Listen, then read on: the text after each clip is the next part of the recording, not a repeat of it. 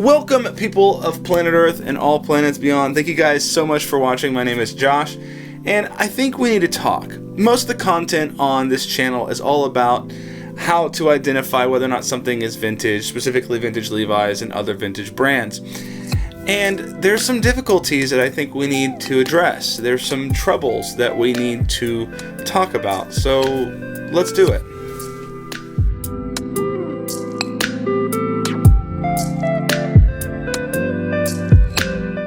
So when I started my channel not that long ago, I didn't really want to do the same old all the other reseller channels do. Here's what I found, here's what I sold, here's how to do it, here's what it cost, and all that stuff is incredibly important, and I love those channels. I've learned so much from those channels. I'm indebted to those channels to some degree.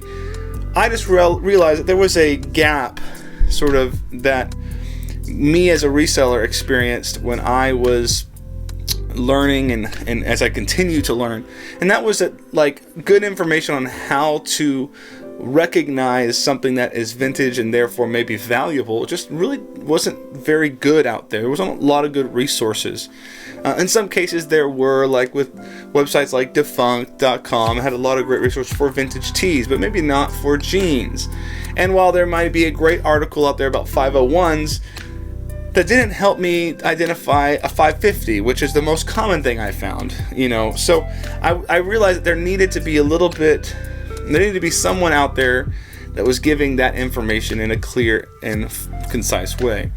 And most of you, statistically speaking, probably got to my videos this way. You're watching this video because at some point you had a pair of jeans or something, or a t-shirt, and you searched Google and said, how do I know this is vintage, blah blah blah, and one of my videos probably popped up. And I'm so thankful that happened, and I'm hopeful that my videos actually helped. But as I field questions, like on a daily basis, I get like a dozen questions or more about people's different items. I'm starting to realize there's a little bit of a trouble and a difficulty here. And that's because as I approached these videos trying to simplify and to be concise and to be clear and to not be confusing and not to have to mention every exception because that only confuses some people more, I try to whittle things down to sort of rules or guidelines or real steep trends. And the reality is, with vintage clothing, there are so many exceptions. Like, take the Levi's factory code, for example. I have a video, and in the video I basically state that after 1981, Levi's moved to a 3-digit code system for their factory codes on the back of the buttons and on the tags. And that's largely true.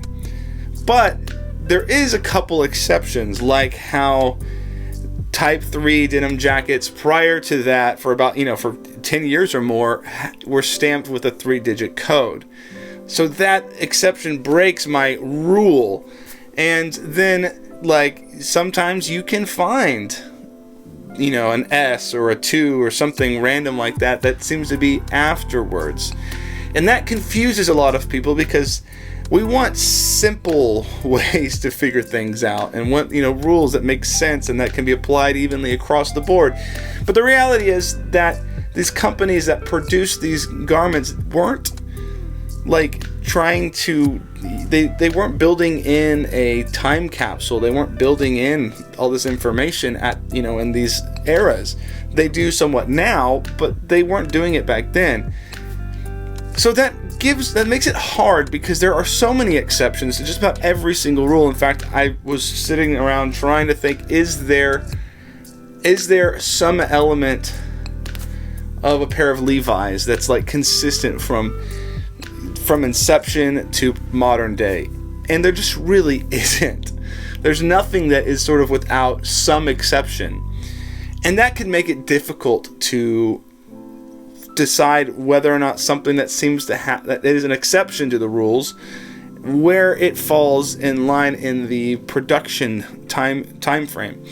And I see this regularly when I'm trying to answer your questions and people that are genuinely trying to figure out how old their garments are. And I realize that, I said, hey, this is this and that is that. And they're like, hey, I have this garment, but it doesn't look like what you said it should look like. And this, code doesn't match, blah, blah, blah. And they're right. They're absolutely right.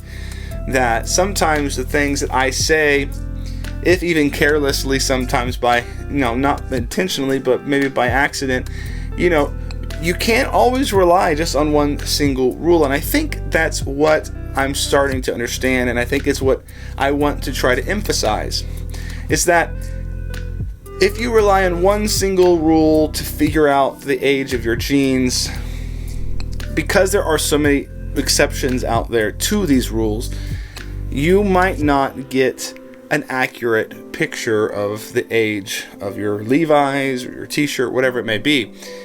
It really requires that you look at a multiplicity of rules. You need to look at, with Levi's, the factory codes, the date codes, the stitching, the back of the buttons, etc., etc. And use all of those things in combination to get the best idea of where it may be. And so I think I want to do this, and I'm going to attempt to do this as best I can going forward, is to emphasize that while one element may be one way or the other, the reality is you have to use multiple elements to really get a good idea of what you're looking at. Take, for instance, a pair of Levi's orange tabs that have a care tag, but the date code looks like 77, and the factory code is a 3-digit code.